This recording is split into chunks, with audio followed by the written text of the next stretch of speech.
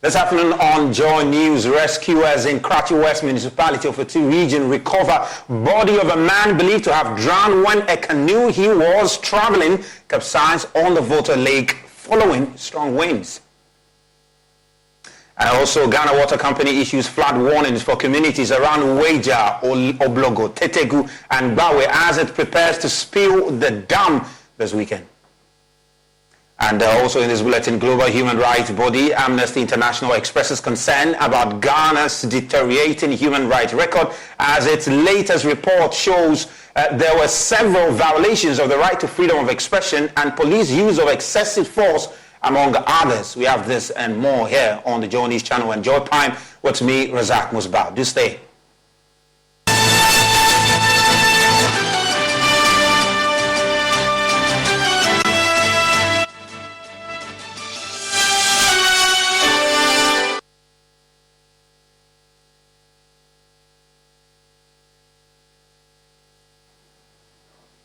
Welcome back. Now, rescuers in Karachi West Municipality of Two region have recovered the body of a man believed to have drowned when a canoe he was traveling capsized on the Volta Lake. It follows what eyewitnesses say were strong winds on the lake which forced some passengers to abandon the trip. Two regional correspondent Peter Senu have been following this story and joins us via Zoom for more on this. Peter, if you're on Zoom, if you can hear me, can you tell us exactly what happened relative to this canoe capsizing on the Volta Lake? Right, Razak. We know that last Friday, some passengers were returning from Karachi, the municipal capital, to some of these island communities. And along the line, the main boat on which they were traveling and stopped over to allow a storm to subside. And some of the passengers got down to say hi to their friends in these communities. And so before they returned to the lakeside, the main boat had left. And so they decided to use one fishing boat to reach their destination. So it was in this process that, they met another storm. The boat capsized, leading to the death of two of the passengers on board the canoe. And so, as we speak, the bodies have been retrieved at the Karachi Municipal Government Hospital. That's that. Interesting, but we also understand there is a search for a woman who was also on board this canoe. Can you bring us up to speed on that, whether the person has been found since the incident occurred? Yes, right. The body of the woman has also been found. And the two bodies now, as we speak, are at the Karachi Municipal Government Hospital. Interesting, but what are the authorities also saying about this incident, if any? Well, for now, we have not had any official communication to this regard. But what we do know is that NADMO over the past month has intensified education along some of these communities, the island communities. And so education is ongoing with regard to what to do when there is a storm. And sometimes one of these is to park and then allow the storm to subside before they continue the journey. So authorities are doing their part of their bid in terms of education along these communities. Interesting. Peter, thanks very much. Of course, keep following that and let's get to know what happens afterwards and, if any other development from it. Thank you very much, Peter. Now, the human rights organization, Amnesty International, says it has noticed a surge in police brutality across the country, including attacks on journalists in line of duty. Now, country director of Amnesty International in Ghana, Genevieve Patterson, raised the concern on foreign affairs on JoyNews when she explained to host Beres at Soga that a number of these infractions were captured in the latest global report on the state of human rights by Amnesty International. This is what Ms. Patterson had to say. There are highs and lows in Ghana. I think every year something comes up, we go low sometimes, and then we a few steps forward, a few steps back. So right now the issue is, for example, we just launched our human rights report, state of human rights all over the world, 154 countries. It's available online, it's completely free, you can download it with PDF. And it covers Ghana, and Ghana is not looking too good because we've done things like forced evictions, because under the international law, we're not allowed to force people out of their homes. We're looking at police brutality. There have been a number of cases where you journalists have been attacked by the police wrongfully. At the end of the day, even if you've done something wrong, you are innocent until proven guilty, right? So you need to be treated as such. So you can't have police, asking you to do inhumane things whilst you are, waiting trial or being held against your will. So, the police brutality has gone up in the reports. Freedom of expression is an issue. We also have LGBTI rights, people's rights, because we know that the anti-LGBTI bill for now under consideration, but it's going to abuse so many international laws. I know people are I don't want this, but the issue is nobody is asking you to accept people who care for a different sexual orientation. We're just saying that, they live amongst us, leave them alone. No, don't criminalize it. Just leave them alone as they were. Nothing is happening, What will a country such as Ghana do to regain that trust and the good standing when it comes to the respect for human rights across the world? It's not just about ratifying international laws, because I always say Ghana is very good at that. We have a lot of learned people. We ratify laws all the time. We're very good at that. But the implementation is the problem. We rely a lot on funding from outside. That is the main issue. I think if we cut down less of that and look more on domestic mobilization of resources, we'll be able to, help our people better. So I think human rights in general, there's hope in Ghana. I don't want to dampen anyone's spirits. Yeah. And, we just decriminalized attempted suicide, which is amazing for the Mental Health Authority and all the persons that, are for, mental health issues. So that's one step in the right direction. So I'm hopeful. I'm hopeful that things will get better, but we as a people need to do the work.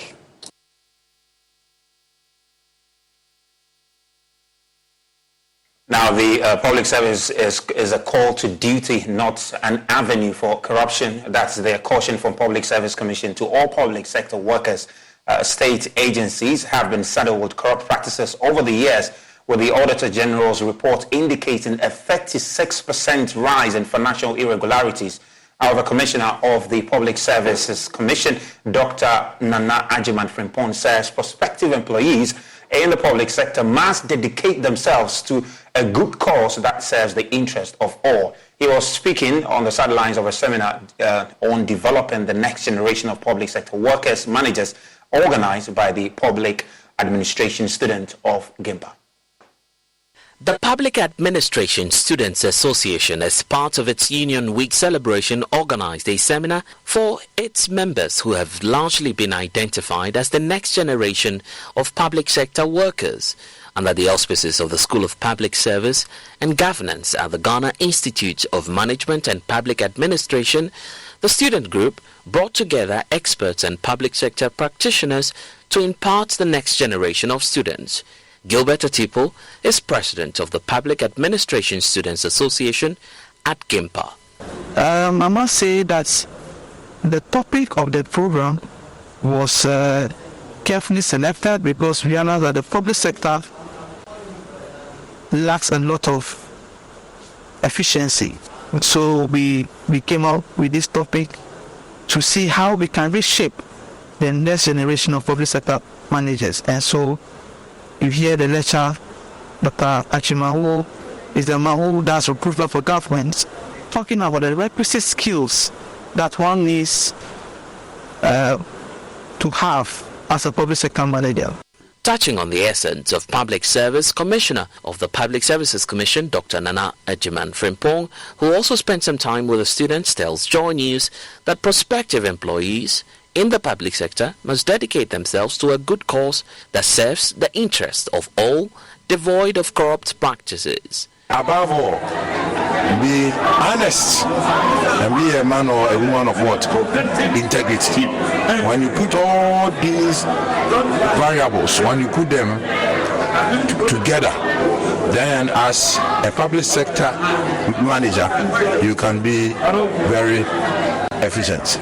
The Constitution is emphatic if you want to serve in the service. The public service is not a place to make money. The public service is a call to duty. It's a call to national service. And so my advice to people is that whenever you get an opportunity to serve, it's not an opportunity to enrich yourself, it's an opportunity to make your services available and serve our motherland. And so corruption exists everywhere, but there are enabling laws in this nation that, if well enforced, I believe we can minimize. You can never eradicate corruption from any society. Even in advanced nations where we've all been to, corruption still, exists. It's just a matter of we as a nation implementing the enabling legislation that we have enacted to fight the corrupt activities in our system being effectively enforced. Once we do that as a nation, I think that we can minimize the harms of corruption. He is also urging successive governments to build more institutions that will cater for the needs of the public sector. You look at the needs that we have as a nation, the emerging needs that keeps on coming and coming. Successive administrations have to set up institutions to meet these emerging needs. Efficiency is about using less of a resource in getting the maximum output. And so, in the service, in order to get efficiency, people need to be well equipped. People need to apply themselves to the knowledge that they had in school. People need to also be acquainted with individuals who have occupied certain key positions in our society, learn from them how they were able to do it. The Public Administration Students Association at Gimpa says it will in the coming days pursue further strategic partnerships that will transform the mindset of prospective public sector managers in order to ensure that they are efficient and effective at post. And so yes, it is a nice program. And then the second part of it is the PASA Connect, where we'll be meeting with alumni to have a drinking session with them, interact with them, because a lot of public sector managers, politicians, ministers have been here, and they have all been to the Gimpa Public School. And so as an association, we want to bring all of them together so that we unite, so that we network, and then see how we can revive the association, Gimpa, PASA, as well as the students in general.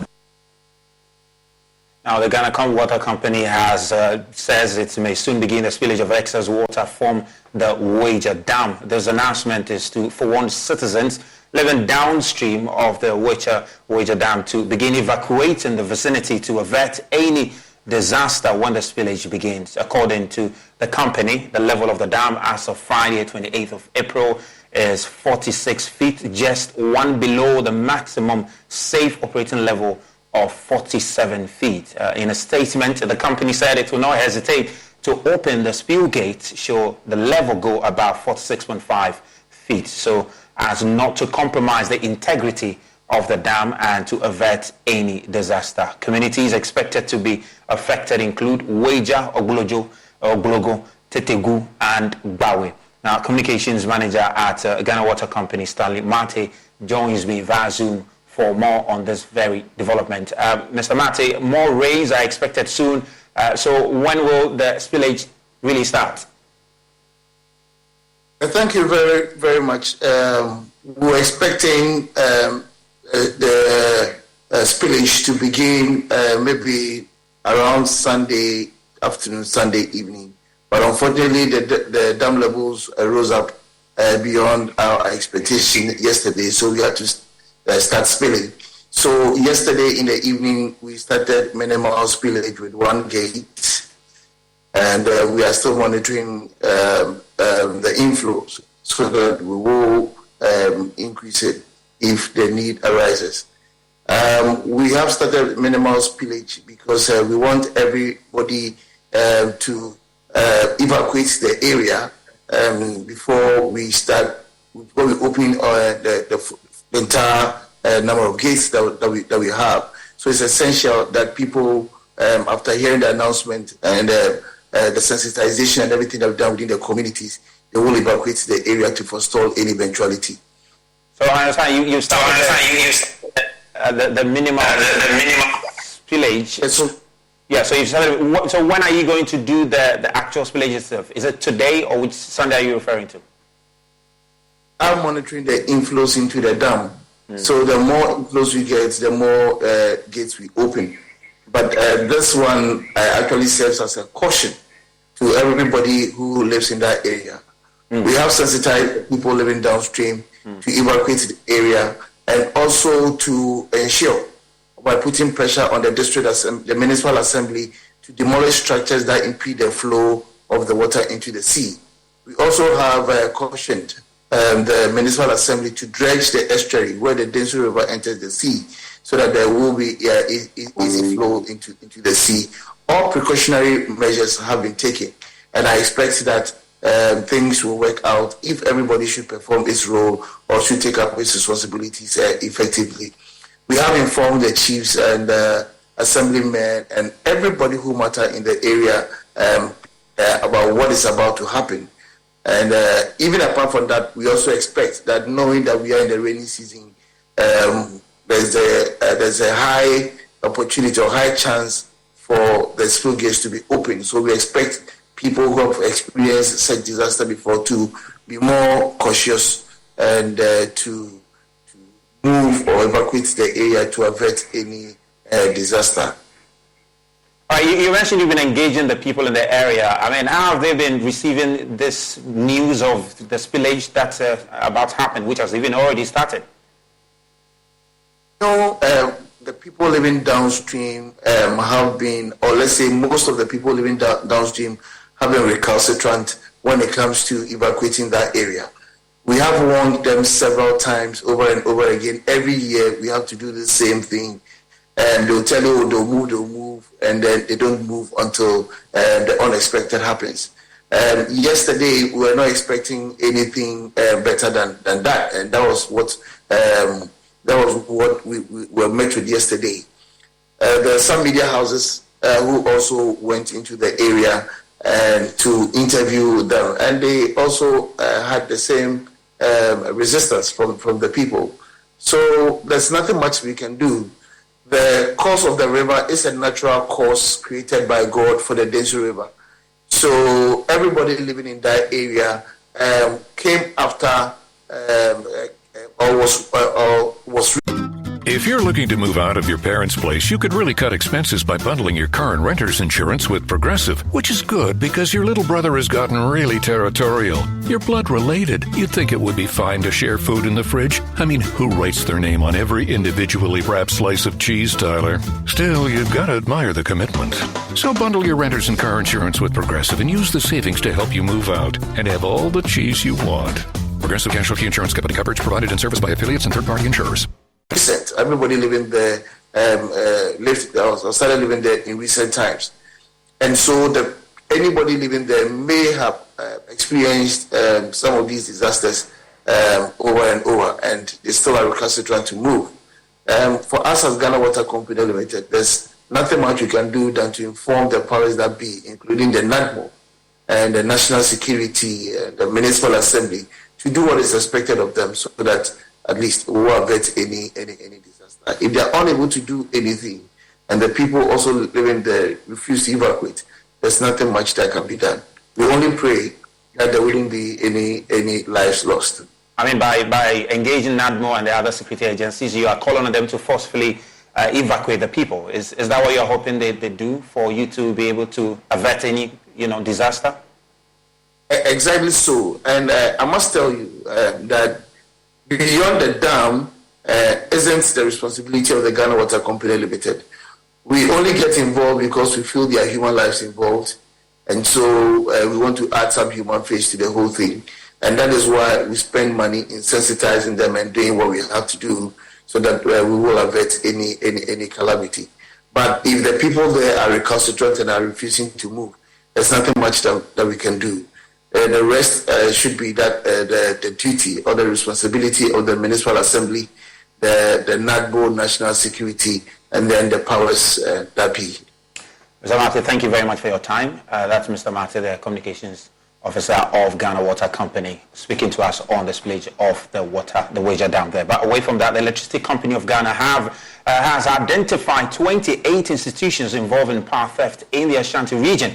The company has bailed some of the institutions who stole power through direct power connections, bypasses, among others, to the tune of 1 million Ghana cedis as part of its revenue mobilization drive. Ohimenteria of our security desk has more in the following report. The Ashanti region accounts for 1.2 billion Ghana cedis, representing 21% of the 5.7 billion Ghana cedis owed by electricity consumers nationwide. Power theft accounts for a chunk of the commercial losses of the power company. ECG says the majority of the power thefts are orchestrated by unscrupulous persons parading themselves as staff of the company. Last week, 21 persons were arrested at Bohon, Barakasi and Kunsu for power theft. Over 20 second-cycled institutions have also been caught in the illegality. General Manager, Network Projects at Ashanti SBU, Frederick Bediako, in an exclusive interview with Joy News, named security, hospitality and health institutions as other worst culprits of power theft. The work that we have done within the past 1 month, within the Agenda 2020, we have been able to identify about 28 institutions, ranging from the security to medical to hospitality industries, as well as some manufacturing industries, institutions that have done some bit of power theft, which we are in talks with through the Revenue Protection Unit to retrieve the energy that has been consumed and not paid for. So far, we have been able to bill about 1 million Ghana cedi. There's a major discussion that's going on to bill some other customers that would send the figure to way beyond 3 million Ghana cedi within Ashanti alone. The Electricity Company of Ghana, through its Agenda 2020 program, is going after all power theft culprits. It will also ensure power consumed illegally is retrieved and perpetrators punished. Mr. Bediako cautions ECG customers against engaging unauthorized ECG staff. Most of these things are also done by persons that are parading themselves as ECG representatives, but may not necessarily be ECG persons. This is because there are some contractors, some technical people that work within the ECG network that have also decided to clad themselves in the ECG logos and paraphernalia. We have had discussions with our contractors, and we have said that going forward, we've given a strong directive that going forward, every contractor is expected to build his or her own brand and not necessarily attach themselves to the ECG brand. So you would see that most of our contractors would have their logo, and then attached to it, you would see that there's an ECG logo attached to it, which we have said that it is giving a wrong impression to our customers out there. Customers should be very careful with who they deal with. The question would be, how do you differentiate between the ECG contractor or anybody that has a technical know-how to perform such services for you? The short code, which is the *226#. The fifth option, option 5, would give you the option to verify any person that is presenting himself as an ECG official. From Kumasi, for Joy News, Ohimeteria reporting. We'll take a quick break and we'll be back with more. Please do stay.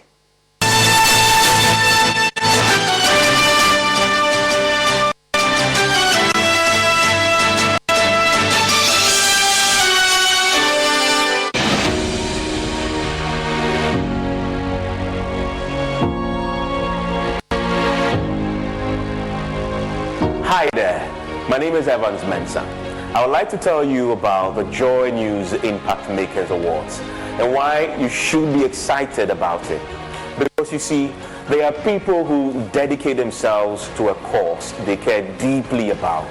These are everyday people who go the extra mile to make their communities better. I'm talking about the people making real impact on humanity. The Joy News Impact Award is about these individuals. Many of you have nominated that person you feel truly deserves to be celebrated as a Joy News Impact Maker. Our panel of judges is receiving the entries. In May, 10 of these amazing and outstanding people will be selected at an event that would celebrate their remarkable dedication and service to humanity. This is the Joy News Impact Makers Awards, where we celebrate ordinary people who are making extraordinary impact. Join Joy News and the Multimedia Group to recognize, honor, and support dedicated people and their inspiring work. Joy News Impact Makers Awards. It's time to celebrate greatness.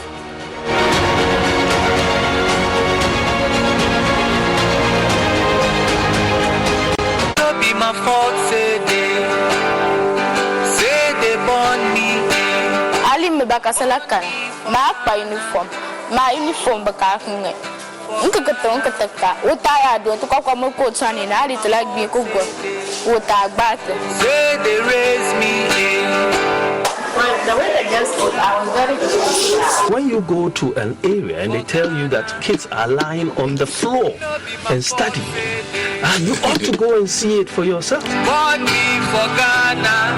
Recently, I saw some TV programming. They were talking about Ghana's School of Shame, and I was ashamed. They raise me for Ghana.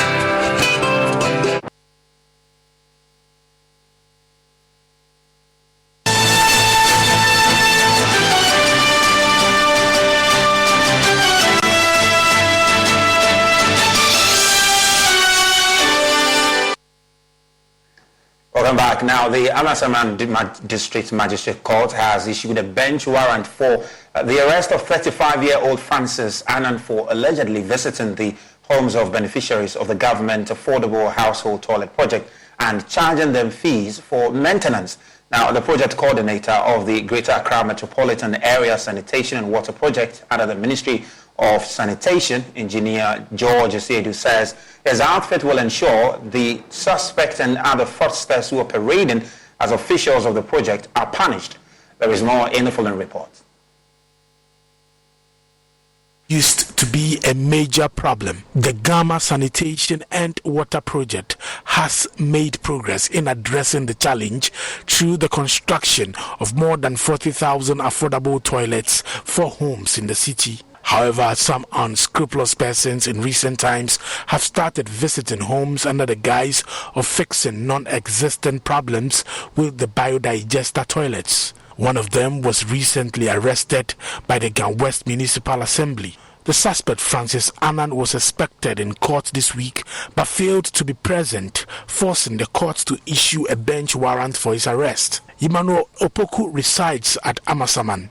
He is a victim of the scam. The guy called me because he took a number from my wife. And he called me that he's from council. And they said my toilet is full, so he should come and draw it. So I chatted with him about the price. Then he said the last is 250. So I said, okay, you should do it. Another victim at Amasaman has also been narrating his ordeal. I think about 2 weeks ago, I wasn't around at the moment. I was at the workside, and some guy came here, called me that he's from the assembly, right? Clean up. Assembly, I sent him to come and clean the biodigester.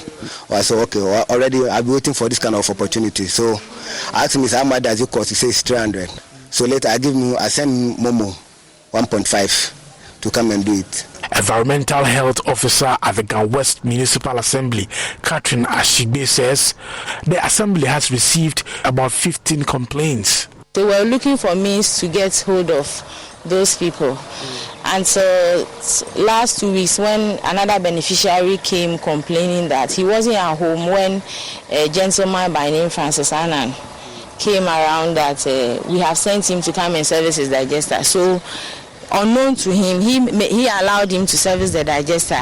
But after he came home, he realized some defects.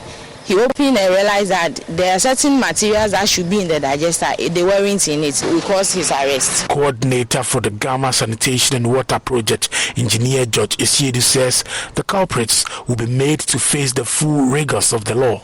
First of all, we're just from the court, and what they do is that they come to your home and then they tell you that your biodigester toilet is full, and so they have to dislodge it at a fee. And they charge between 350 Ghana cedis to about 500 Ghana cedis. And whether you like it or not, they insist that you must pay. So they start opening your digesters and then removing almost everything from the digester. They can't even reinstate it, and then they ask you to pay money. What we are saying is that this is not coming from any assembly, it's not from the project, it is not from, but I'm not surprised because since the inception of the Gamma project, we have provided a total of about 41,000 household toilets, mostly biodigesters, and this is in the effort towards increasing access to improve toilet sanitation and also meeting the SDG goals, which is the main target. And knowing the numbers that we have constructed, they thought that they could make business out of this. What we are saying is that it is not the Assembly's duty, neither is it the ministry's duty to be moving from house to house, insisting that they forcefully open your digesters. Anybody that comes in with that message is a fraudster, and that you must report such a person to the authorities for us to take the appropriate action against them. We are lucky we've arrested one person, and the person has been arraigned before courts, and the end result is for everybody to guess. You may end up in prison, or you will be also charged for the digester that you have damaged. And so what we are saying is that the ministry and the assembly have not sent anybody to forcefully open any digester. Anybody going around, we are warning you, it is not allowed, it is criminal, and anybody caught in that act should be arrested and prosecuted.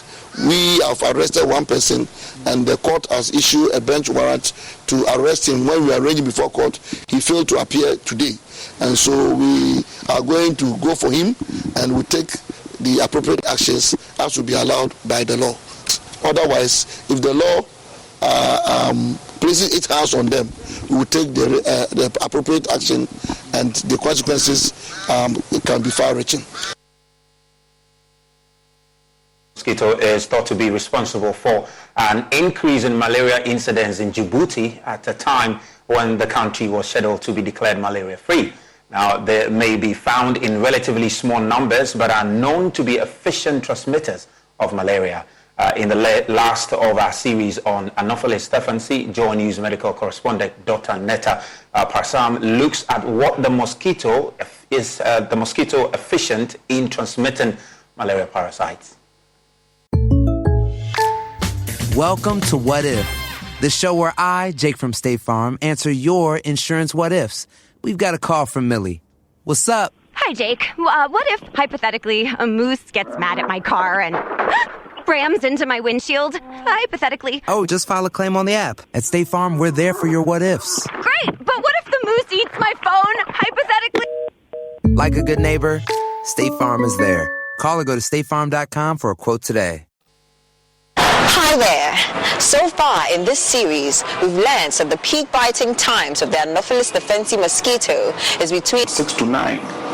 before you go to sleep. We've also understood that it's able to withstand a range of temperatures. About 3.4 degrees Celsius lower and higher than that of the Anopheles gambiae.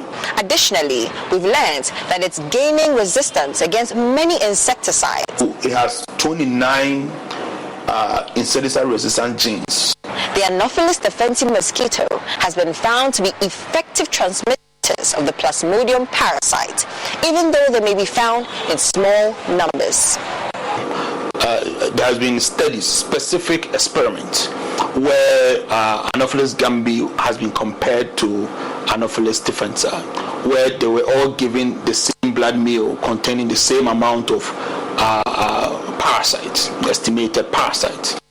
You realize that when they were giving parasite from Africa, both of them delivered the same. I mean, the establishment of infection and production of oocysts that eventually will turn into sporozoid to invade the salivary gland were comparable. But when they were giving parasites from Asia, you realize that the Anopheles stephensi was able to develop more parasites, establish higher infections compared to that of the Anopheles gambiae, which means that per bite is capable of injecting more sporozoids compared to that of Anopheles gambiae. And if it behaves the same in our country, it means that even in low densities, they have the capacity to transmit more infectious dose of parasites. Still, let's gear up and fight against the Anopheles stephensi mosquito and other mosquito species out there. Remember to sleep under insecticide-treated mosquito nets. Wear long clothing. Make use of insect repellents. And indoor residual spraying. For Joy News, Dr. Netta Pasram. Now, the flag bearer hopeful of the New Patriotic Party, Alan Chermantin, says a vote for him to lead the MPP into the 2024 polls is the best chance the party has to retain power. According to him, he has received overwhelming support from all the regions he traveled to. He believes that is enough evidence for delegates to choose his candidature. He was speaking to party faithfuls at the Edruwoso Health Walk organized by his team in the Greater Accra region.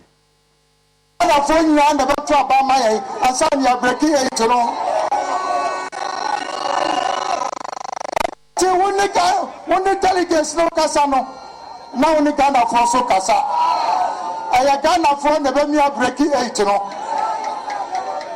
Anunti Alambedia Sida, Emma Ghana for Yan. I be before Yabutai Bakua a Dayanim and said you be breaking 8 no.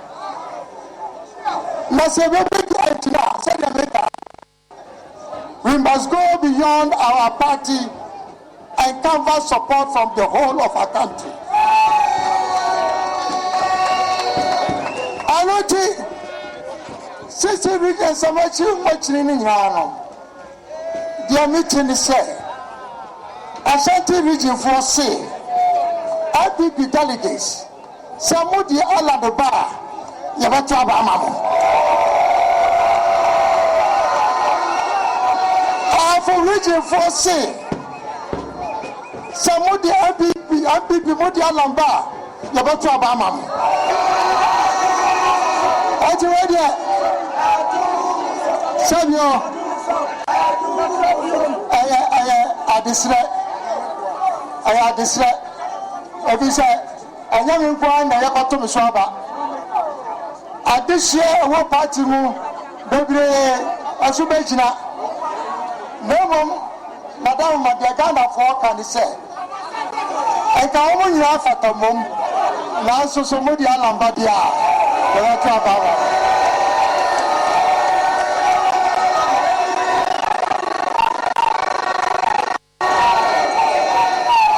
Now, Motier, we got some Yatamo. Say, I'll before say, Alan Edruwoso. Efata. If it's a National Party, no, if in 1992, Benjamin Wardane, Benjamin Yansa, with the Misika from 1922 with the Abua Party Namana Chichi.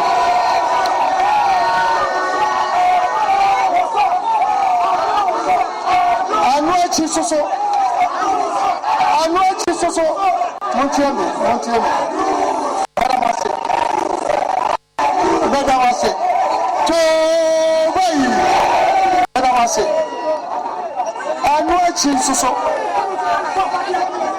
Masum abai masum Ghana mai anya party no ban masum omo masum abai masum Ghana so say no here candidature or political experience and maturity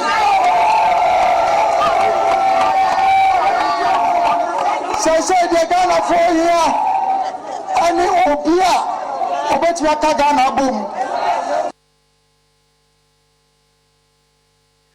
Well, meanwhile, some members of the New Patriotic Party have rubbished an Economist Intelligence Unit report that predicts the National Democratic Congress is likely to emerge victorious in the 2024 presidential and parliamentary elections in Ghana. I wonder what the EIU saw or did to arrive at that conclusion. As we speak, let somebody tell me one policy direction that JDM had pronounced in all his, gallivanting, let me say. I'm telling you, if JDM was rather to be on this seat, we have suffered worse than what we are seeing now. Well, who is the EIU report? I believe in my own report. The trend is that every 8 years we change government. So anybody can sit in the comfort of his or her room and make a prediction. What we are about to do is unprecedented. There's no party that has won power 3 consecutive times. So if they are saying that, yes, it's going to be difficult for us, it is true. And that is why we are saying, even though they are saying it's difficult, even though you and I believe it's going to be difficult, but with the candidacy of Honorable Alan Chimanting, it's going to be easy.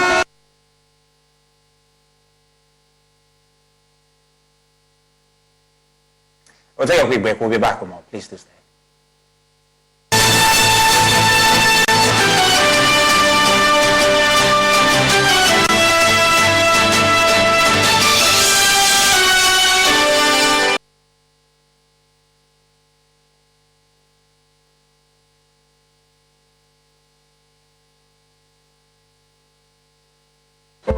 Fifth of the babies who come in will end up dying. This is impactful journalism, the storytelling that stretches your imagination and shines a light on the underreported issues.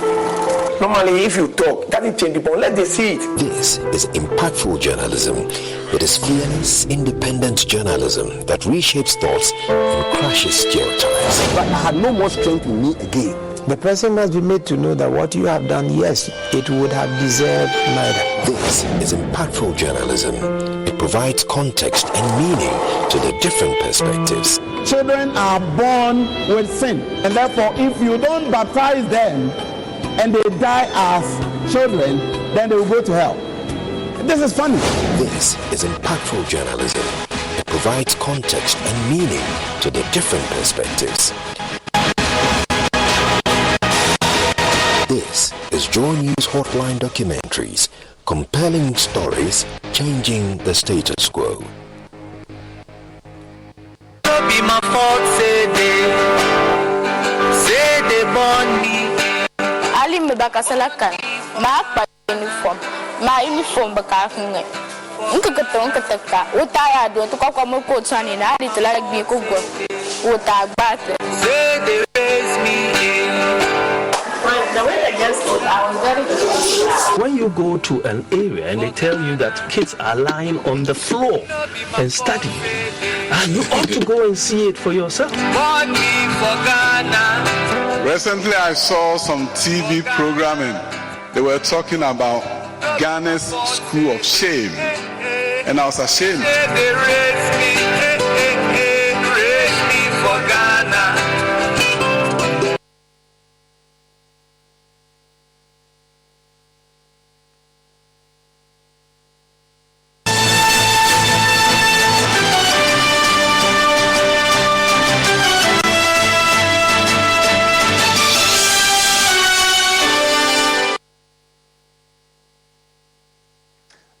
Now, the CIMAF Ghana Limited, producers of a wide range of cement, has launched a new cement product called the Kantinka Cement. According to the Director of Sales and Marketing at CIMAF Ghana Limited, Joseph Kobina Abo, the new product is strong in nature and is designed to withstand all weather conditions. There's more on the following report. CIMAF Ghana's new Kantinka cement is designed to prevent cracks in buildings and also prevent easy collapse of structures. The new Kantinka cement comes at an affordable price to customers. Speaking in an interview, Director of Sales and Marketing at CIMAF Ghana Limited, Joseph Kobina Abo, said the new cement is stronger and efficient for use. The function of every cement is to develop strength. So we look at the strength level in the market and we have designed a cement that is the highest cement in the market. You can find out cement with 32.5, 42.5. These are strength levels that gives you when you work with it. So the current cement Kantinka, which is 52.5, tells us that we have come out to the cement with the most highest cement, strength in the system, in the market. So we are only advising or informing the general public that the cement that is available to give you higher strength in Ghana now is Kantinka cement. So if you are working on the construction sector, if you are building bridges, if you are building roads, if you are putting on high-rising building, the best cement you can use is the Kantinka. General Manager of CIMAF Ghana Limited, Benis Mohammed, said the new product will address the construction needs in the country. We believe the construction sector is the key of the development of Ghana. This can only be manifested when we have quality and durable products for the construction sector. We have provided the construction world with variety through the production of different grades of cement. Until today, CIMAF counts 5 grades of cement on the Ghanaian market. We are proud. We are proud to introduce to you not just another grade, but also a stronger grade that the commercial sector of construction needs, especially in this era of economic crunch. Deputy Minister of Trade and Industry, Michael Otribefi, added that government plans to clamp down on organizations selling low-quality cements, leading to the collapse of buildings. Now, most of the cement companies in Ghana are advertising something and giving different products. That's a worry to the national security of this country and also the Ministry of Trade and Industry. Companies are advertising numbers different from the quality of products they are putting into the market. And that is not the way to go. And the good news is that CIMAF is not part of companies who are involved in such practice. And therefore, we want to encourage them to do their best. Effective next week, I have directed the Ghana Standards Authority to pick their whip. So they will pick their canes and they will start going around. We are going to crack their whip. I'm sure from next week, companies in the cement industry will see some signs that government is so much interested in the service they provide to the good people of this country and the product they deliver to Ghanaians. The new Kantinka cement has a medium comprehensive strength.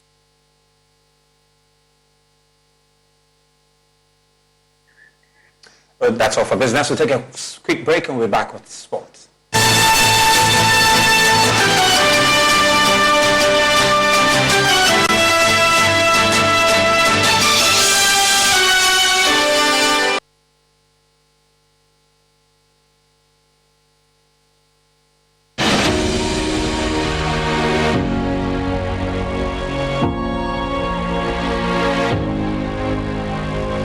Hi there, my name is Evans Mensah. I would like to tell you about the Joy News Impact Makers Awards and why you should be excited about it. Because you see, there are people who dedicate themselves to a cause they care deeply about. These are everyday people who go the extra mile to make their communities better. I'm talking about the people making real impact on humanity.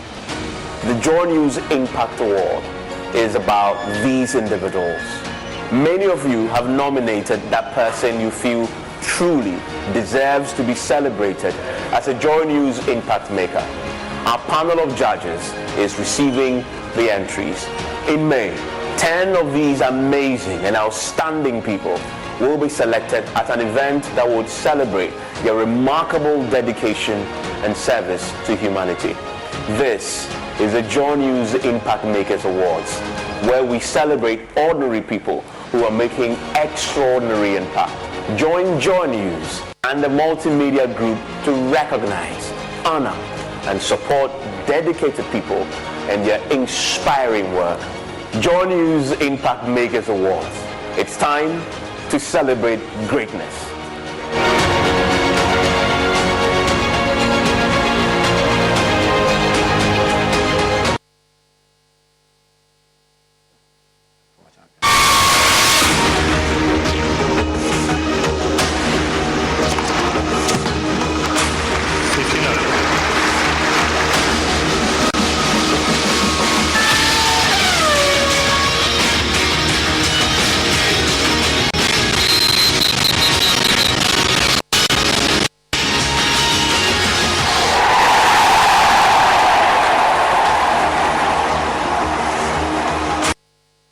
Welcome to sports. Now, Craftford returned to winning ways as they defeated Kinfaiso by 2-0 at the Accra Sports Stadium. The Phobians have been on a 2-match winless run after defeat to Bechem United and Tamale City.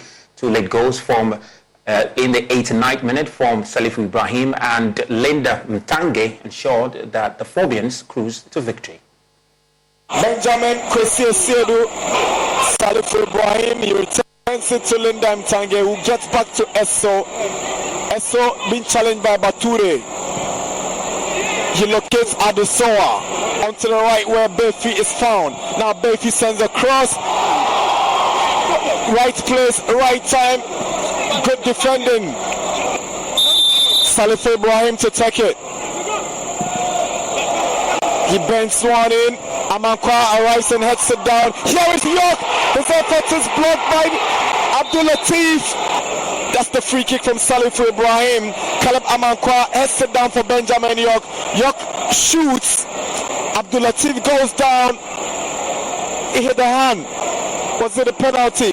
Esso. Poor ball to Awako. Abdul Latif steals possession. Baba is on his right. He checks onto the left. Where is Yaboa? Yaboa shoots. It takes a deflection of more. Fatal. And it's a goal kick. Here is Awako. Wants to drive his team forward. And it's Awako. Lovely ball to Yonde. It is Yonde with a cutback. And that's the goal for the Phobians. Hatzabok finally find the back of the net. It is. The Phobians in the lead at the Accra Sports Stadium.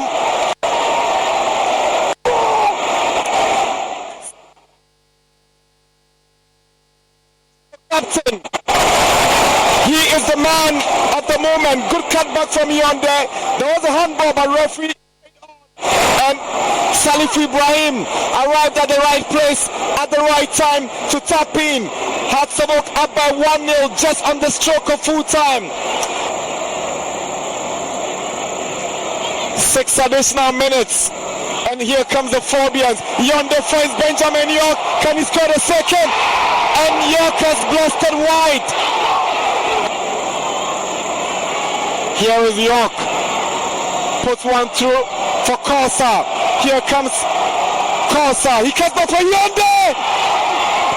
And If you're looking to move out of your parents' place, you could really cut expenses by bundling your car and renter's insurance with Progressive, which is good because your little brother has gotten really territorial. You're blood related. You'd think it would be fine to share food in the fridge. I mean, who writes their name on every individually wrapped slice of cheese, Tyler? Still, you've got to admire the commitment. So bundle your renter's and car insurance with Progressive and use the savings to help you move out and have all the cheese you want. Progressive Casualty Insurance Company. Coverage provided and serviced by affiliates and third-party insurers. Second, Linda Mtenge makes it 2-0 for her, Sabok. And that's all for sports. The Fabians.